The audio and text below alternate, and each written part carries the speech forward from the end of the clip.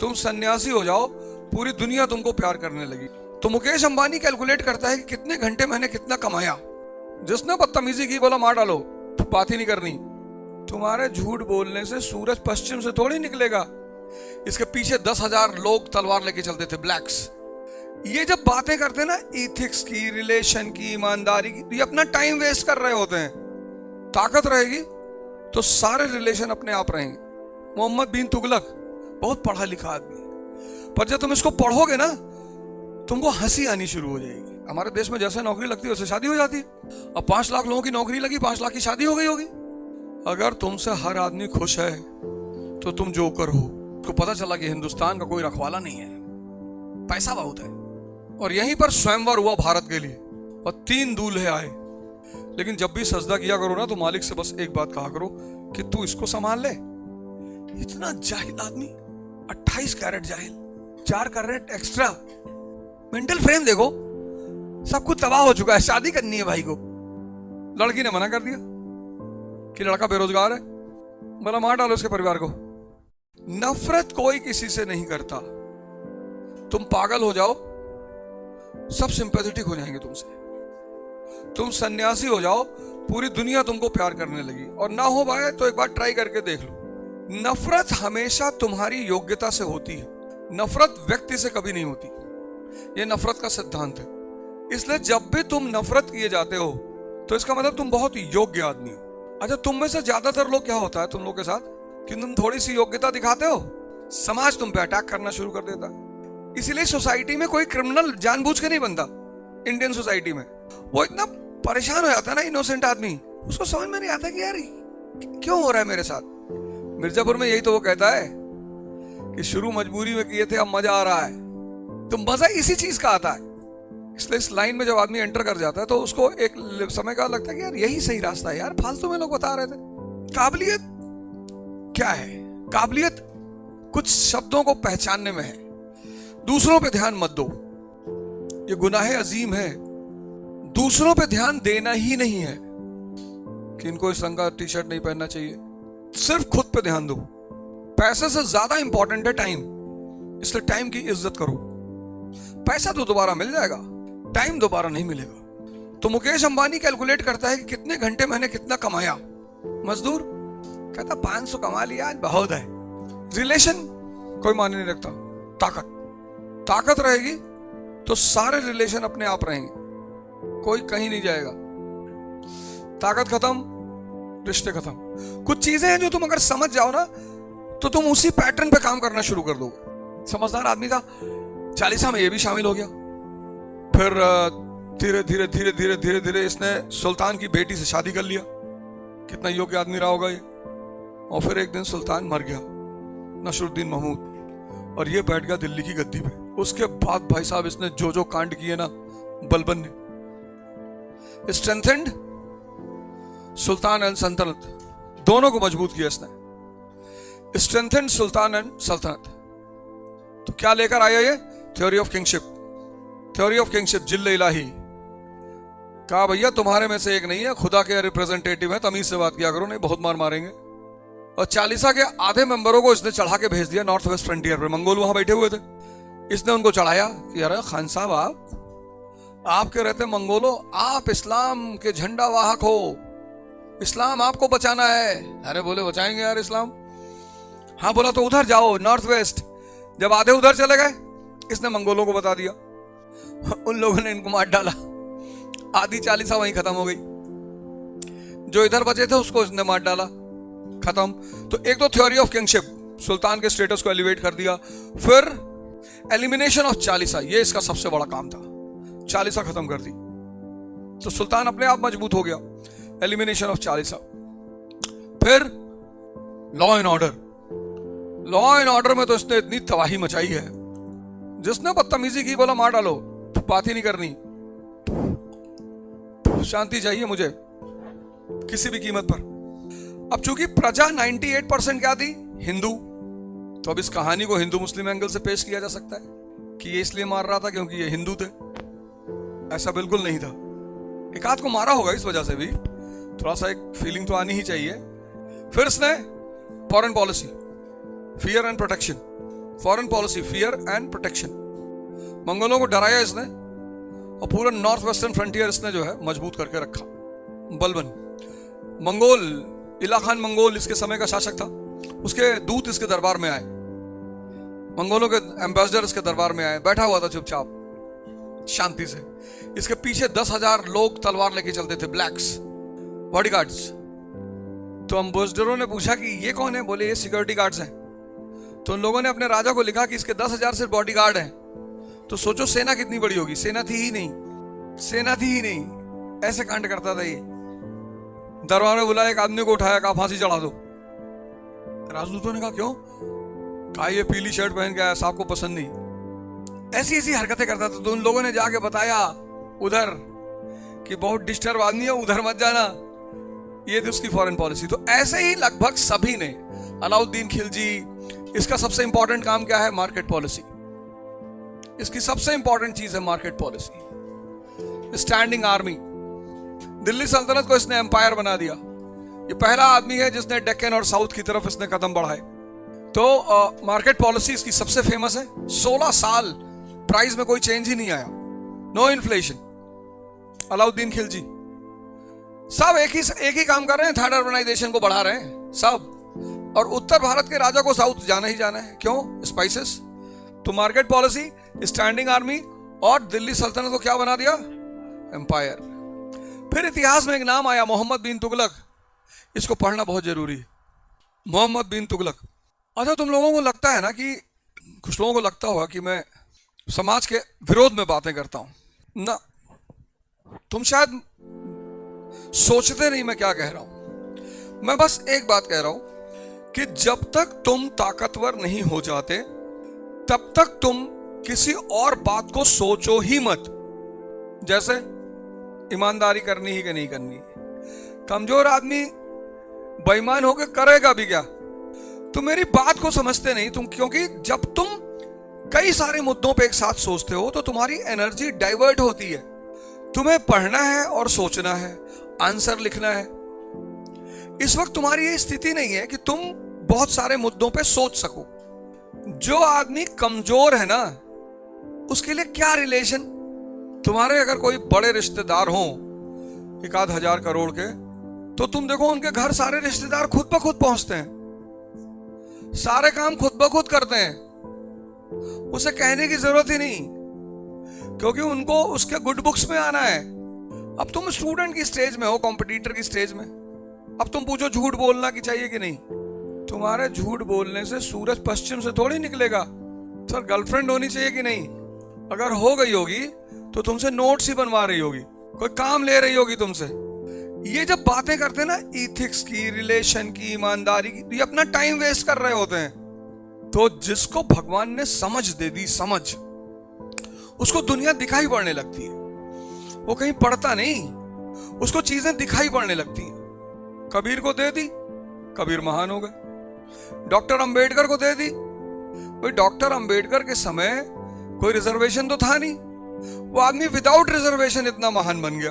और आज रिजर्वेशन है, 500 तरह की सुविधाएं हैं, तो कौन रोक रहा है? अब कौन रोक रहा है? चलो, आजादी से पहले ब्राह्मण रोक ले रहे थे, मान लिया, चलो ठीक, चलो एक एक्सेप्ट कर लिया। अब कौन रोक रहा है? सारे आईएएस, पीसीएस, डॉक्टर, इंजीनियर के पोस्टों पे कब्जा कर लो। अब तो मौका है। और एक बार तुम पदों पे आ गए तो ताकत, पर समझ। ये जो आदमी है ना, ये मोहम्मद बिन तुगलक, बहुत पढ़ा लिखा आदमी है, पर जब तुम इसको पढ़ोगे ना तुमको हंसी आनी शुरू हो जाएगी। ये ऐसी ऐसी हरकतें करेगा। इसने टोकन करेंसी चलाई। जो आज तुम्हारे पास करेंसी है वो टोकन ही है। उस पर लिखा है ना, I promise to pay the bearer the sum of ₹500। यानी वो जो 500 रुपए का जो नोट है, उसकी जो कागज है, उसकी कोई वैल्यू नहीं है। उसमें वैल्यू किसकी है? आरबीआई के गवर्नर के दस्तखत की। ठीक, अगर वो आरबीआई के गवर्नर का दस्तखत हट जाए तो उस कागज की कोई वैल्यू ही नहीं। ऐसे इसने टोकन करेंसी चलाई।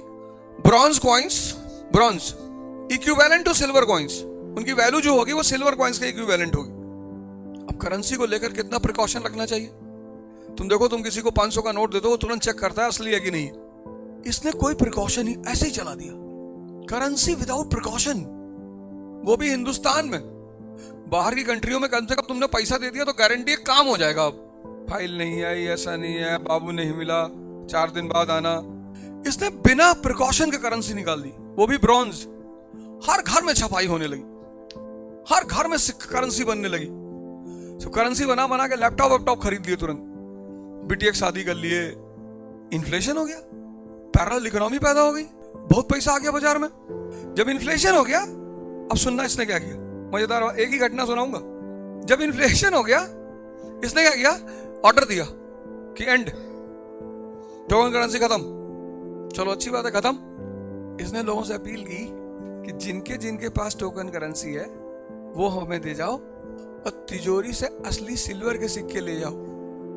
इतना जाहिल आदमी, 28 कैरेट जाहिल, 4 कैरेट एक्स्ट्रा। करेंसी बैन हो गई, खत्म।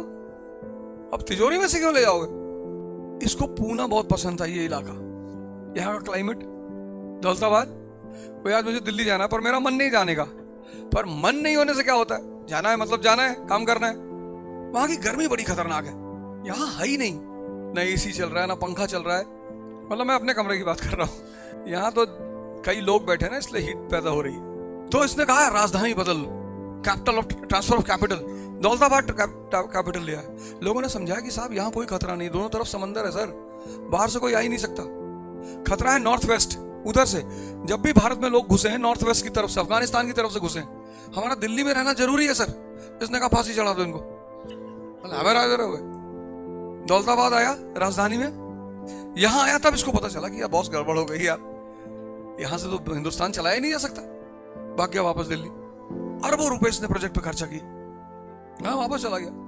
एक दिन रात में उठा, घोड़ा उठाया, निकल लिया, है ही नहीं। मतलब जब मैं लोगों को मिलता हूँ आमतौर पर तो मैं बात ही नहीं करता लोगों से, इतने मैसेज है मेरे फोन में, लॉ ऑफ प्राइवेसी है, किसी की बात नहीं बताई जा सकती। सर मेरे रिश्तेदार मेरे घर वालों की इज्जत नहीं करते। अच्छा तो है बे, तेरे घर वाले अकबर के रिश्तेदार हैं? नहीं सर। क्यों करेंगे सर? मैं दिन भर इसी बात के लिए दुखी रहता हूं, तुम भीख मांगोगे। कितनी अच्छी बात है। अगर छोटे लोगों के साथ बेइज्जती नहीं होगी तो उनके अंदर बड़ा बनने की तमन्ना क्यों पैदा होगी? वो जो तुम मोटिवेशन ढूंढते हो वो बेसिकली बेइज्जती है। जिसकी बेइज्जती होगी वही राइज करेगा। वही यहूदियों को पूरी दुनिया परेशान करके रखी थी, आज पूरी दुनिया को परेशान करके रखे हैं। किसी की हिम्मत नहीं पड़ रही इजराइल के खिलाफ बोलने की। कारपेट बॉम्बिंग कर रहा है ईरान पे, सऊदी वाले अलग नाच रहे हैं। क्या हमें गए भाई साहब, भाईजान 57 इस्लामिक कंट्रीज हैं, एक डॉट जैसी कंट्री है, डॉट जैसी। ये है इजराइल, ये डॉट, और इसके चारों तरफ ये इस्लामिक कंट्रीज हैं। और किसी की हिम्मत नहीं है। जो बोलेगा बीच में, पता लगा 4 उन्हीं को मार के मार डाला। कभी कभी न्यूज पढ़ते ना कि बीच बचाव करने आए थे, मार डाले गए। फिर इसको किसी ने राय दे दी कि भैया, बोले हाँ, बोले आप लोग सेंट्रल एशिया से हैं तो आप लोग एक काम करो, आप लोग सेंट्रल एशिया पे कब्जा कर लो। क्यों जाएगा भारत सेंट्रल एशिया? वहां की टफ इतनी टेरेन है। इंडियन जो सोल्जर्स हैं, आर्मी है, वो आज की आर्मी तो सारे टेरेन में लड़ने के लिए ट्रेंड है उस समय। और फिर हम क्यों जाएंगे सेंट्रल एशिया? क्या लेना देना हमें सेंट्रल? हम आज तक कभी गए ही नहीं। हमने अफगानिस्तान से हमेशा दोस्ती रखी और ये हमने कोशिश की कि सिल्क रूट पे जितने भी कंट्री है हमारी दोस्त रहें, बस। ये जाहिल समझ गया। इसकी आर्मी थी स्टैंडिंग 5 लाख की, वो अलग, इसने अलग से एक आर्मी बनाई 5 लाख की, सेंट्रल एशियन आर्मी। उस आर्मी को 2 साल की सैलरी एडवांस, 2 साल की सैलरी एडवांस। अच्छा बना ली तो हमला कर दो, कहा नहीं अभी विचार कर रहे हैं। उसी बीच ईरान का एक रूलर था, बच्चा था अबू जैद, वो मर गया। ईरान की कंडीशन बदल गई, इसने आर्मी डिसबैंड कर दी। अब सोचो तुम्हारी नौकरी लगी, हमारे देश में जैसे नौकरी लगती है वैसे शादी हो जाती है। अब 5 लाख लोगों की नौकरी लगी, 5 लाख की शादी हो गई होगी, और 2 साल की सैलरी एडवांस थी तो सब हस्बैंड वाइफ मौज किए होंगे। और 2 साल बाद नौकरी ही चली गई, वो 5 लाख इसके दुश्मन बन गए तुरंत। ऐसी ऐसी हरकतें की इसने। मतलब 3 तो लिख ही लो यहाँ पे, पढ़ना जरूर। Transfer of capital, token currency और सेंट्रल एशियन एक्सपेडिशन। यही नीचे जहां बलबन है उसी के नीचे बना लो सारे diagram. Transfer of capital, token currency और central Asian expedition. Transfer of capital, token currency और सेंट्रल एशियन एक्सपेडिशन। हालत बहुत खराब हो गई, पब्लिक नाराज, ऑफिसर नाराज, सब नाराज। रिवोल्ट हो गया इसके खिलाफ साउथ में, यहां मालाबार रिवोल्ट हो गया। इसने सेना भेजी रिवोल्ट दबाने के लिए, वो सेना विद्रोहियों के साथ मिल गई। इसको बहुत गुस्सा आया कि भाई हमारी सेना दुश्मनों के साथ मिल गई। ये खुद ही चल दिया सेना लेके। जैसे दौलताबाद पहुंचा, इसकी सेना में प्लेग फैल गया।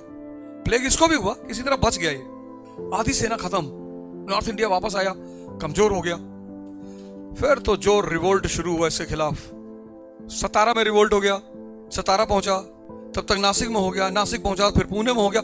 ऐसे घूमता रहा और 1355 में मर गया। लेकिन साम्राज्य तब तक बहुत कमजोर हो चुका था, हर चीज कमजोर हो चुकी थी। और फिर आया फिरोज शाह तुगलक। इसको सल्तनत पीरियड का अकबर कहा जाता है। अब चूंकि हर तरफ आग लगी हुई थी, इसको सबको खुश करना था, सबको, मौलाना को, जनता को, सेना को, अफसरों को। तो इसने क्या किया, इसने एक पॉलिसी अपनाई, पॉलिसी ऑफ कंप्लीट अपीजमेंट। लिख लो, पॉलिसी ऑफ कंप्लीट अपीजमेंट, मतलब सबको खुश कर दो, सबको। Policy Firoz Shah Tughlaq, policy of complete appeasement. लेकिन एक बात याद रखना, अगर तुमसे हर आदमी खुश है तो तुम जोकर हो। जोकर से ही हर आदमी खुश होता है। दो चार लोगों को जानबूझ के गुस्सा दिलवा दो, ये पॉसिबल ही नहीं है कि तुमसे हर आदमी खुश रहे। भगवान से लोग खुश नहीं रहते। पता लगा चाय पी रहे बैठ के बाहर, बारिश होने लगी, नाराज हो गए कि यार यही टाइम था बारिश कराने का, यार बाहर बैठे थे, आज बहुत दिन बाद घूमने निकले थे। भगवान तेरा गुलाम है बे, तू जब कहेगा तब बारिश होगी, उसकी मर्जी है, कर दी बारिश। कभी कभी धूप ज्यादा होती तो आदमी कहता भगवान आज बारिश होती तो पकौड़े खाते, बड़ा मजा आता। कभी इंसान को बहुत करीब होके सुनो, बहुतों को जवानी में पैसा नहीं देता, बुढ़ापे में देता है। सोचते हैं पैसे का करें क्या, पैसे का इंपॉर्टेंस जवानी में है। 80 साल में तुम्हारे पास 500 करोड़ रुपया आ गया, अब गिनो दिन भर बैठ के इसे पानी लगा के, और तो कुछ कर नहीं सकते। इसने बड़े सारे अच्छे काम किए, बड़े सारे शहर बसाए इसने, फ्लोरिकल्चर को इसने प्रमोट किया, हॉर्टिकल्चर को इसने प्रमोट किया, बड़े अच्छे काम किए। पर एक डिपार्टमेंट बनाया इसने, दीवाने बंदगानी, उसमें 1.5 लाख स्लेव्स रखे, पीएसयू क्रिएट किया, पब्लिक सेक्टर यूनिट क्रिएट किया, मैन्युफैक्चरिंग का काम किया, बड़े अच्छे काम भी किए इसने। पर जब ये मरा तो इसको जो स्लेव्स थे 1.5 लाख, वो किंग मेकर बन गए। पता लगा इनको राजा बना दिया।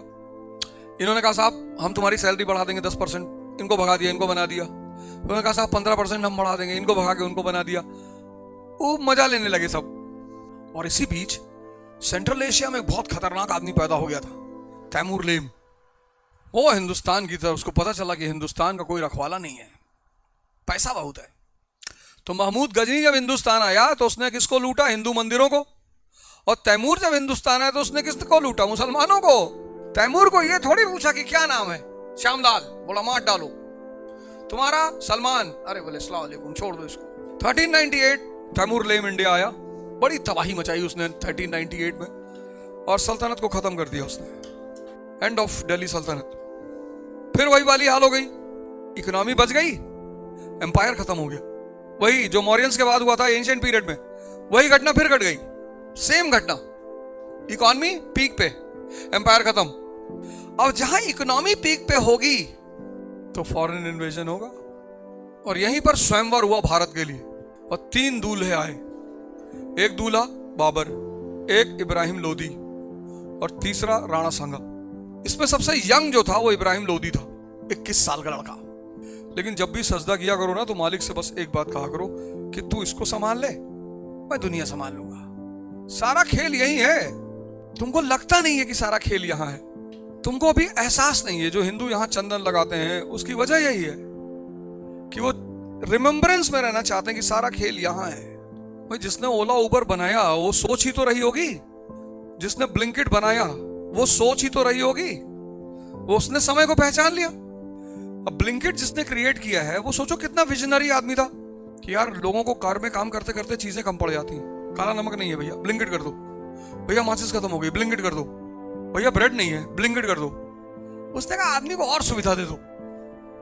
और 24 घंटे, मैं लखनऊ में था, ऐसे ही मौज में मैंने कहा ब्लिंकिट करते हैं। 1 बज रहा था, बैठा हुआ था, एयरपोर्ट जाना था, मैंने कहा चलो जगे रहो फिर निकल जाएंगे। मैंने ब्लिंकिट कर दिया, वो 5 मिनट बाद दरवाजे पे खड़ा था। मैंने कहा भाई, बोला सर वो कितनी सुविधा हो गई आदमी को, विचार ही तो था। इसीलिए एक लाइन है, an idea can change your life. वो सिम कार्ड नहीं, आइडिया वाला। अब राम वर्मा जो है बहुत बड़े पेंटर थे, तो उन्होंने हिंदू देवी देवताओं की फोटो बना दी, पेटेंट करा लिया। भाई हर आदमी घर में मूर्ति तो बड़ी रख नहीं सकता, लेकिन फोटो आइडिया है। इसका अगर तुम इस्तेमाल करना जान गए तो तुम दुनिया के सबसे धनी आदमी हो। सारा काम इसका है, कुछ नहीं होता पढ़ने लिखने से। मैंने ऐसे ऐसे लड़कों को आईएएस बनते देखा, ऐसे ऐसे लड़कों को जिनको लोगों ने कहा कि अरे कुछ नहीं कर पाएंगे। और आईएएस बनने वाले लड़कों के अंदर एक सबसे खास बात मैंने देखी, जो लगभग सब में देखी। मैंने आईएएस बनने वाले लड़कों को ना कभी फालतू की बात करते हुए नहीं देखा। जैसे मुझसे लोग मिलते थे तो मैंने उन लड़कों को कभी फालतू की बात, मतलब की बात, जब भी मिले मतलब की बात। मतलब अपने 25 साल के टीचिंग कैरियर में जो सबसे कॉमन चीज मैंने देखी वो यही थी कि कोई भी आईएएस बनने वाला जो लड़का बना, उसमें से कोई भी नॉनसेंस बातें नहीं किया। और जितना लोगों ने नॉनसेंस बातें की उसमें किसी का सिलेक्शन नहीं हुआ। लोधी नॉनसेंस, इब्राहिम लोधी। अब बचे राणा सांगा और बाबर। राणा सांगा में उत्तेजना बहुत है, पर सिर्फ उत्तेजना से काम नहीं चलता। बाबर के पास ऑड बहुत ज्यादा है, पर वो आदमी बहुत बैलेंस है, शांत। और पानीपत का पहला युद्ध हुआ और जीत गया वो, इररिस्पेक्टिव ऑफ ऑल ऑड्स। और यहीं से शुरू हुई मुगल डायनेस्टी। बाबर, यहीं से मुगल डायनेस्टी की शुरुआत हुई। इसने फाउंडेशन रखी मुगल डायनेस्टी की। फर्स्ट पानीपत, पानीपत में इब्राहिम लोधी को हराया, फिर 1527 खानवा राणा सांगा को हराया, लोधी, इब्राहिम लोधी।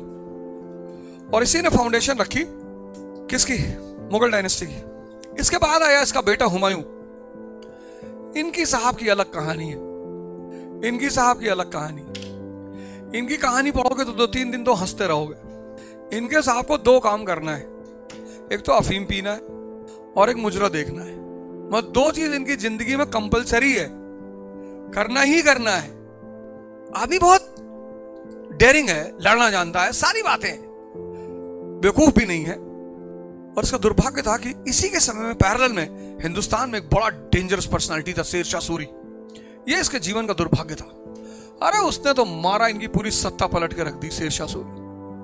वो तो अच्छा हुआ कि सूरी के बाद उसके सक्सेसर अच्छे नहीं थे, तो ये कमबैक मार गए। अगर उसके सक्सेसर टैलेंटेड होते तो मुगल खत्म थे। सोचो, हिंदुस्तान हाथ से छिन गया हुमायूं का। एक इंसिडेंट बता रहा हूं, हुमायूं के हाथ से हिंदुस्तान छूट गया। 1540 बैटल ऑफ कन्नौज, भगोड़े हो गए, भाग रहे हैं। भागते भागते राणा वीर साल के घर में रुके हुए हैं। हिंदुस्तान छिन चुका है, नौकरी हाथ से चली गई। वहां इनको एक लड़की दिखाई पड़ी, हामिदा बानो बेगम। मैंने पूछा ये कौन है? बोले साहब वो आपके भाई हैं हिंदाल, उनके गुरु की बेटी है। अरे बोले अच्छा, शादी का पैगाम भेजो। मेंटल फ्रेम देखो, सब कुछ तबाह हो चुका है, शादी करनी है भाई को। लड़की ने मना कर दिया कि लड़का बेरोजगार है, बोला मार डालो उसके परिवार को। लड़की ने कहा मजाक कर रही थी। बोले हम ही कौन से सीरियस थे, हमारा तुम्हारा तो रिश्ता भी है मजाक करने का। दोनों की शादी हो गई। वहीं पे पैदा हुआ अकबर। और कोई कुछ भी कहे, पर हिस्ट्री में इसके जैसा शासक नहीं है, बहुत शानदार आदमी।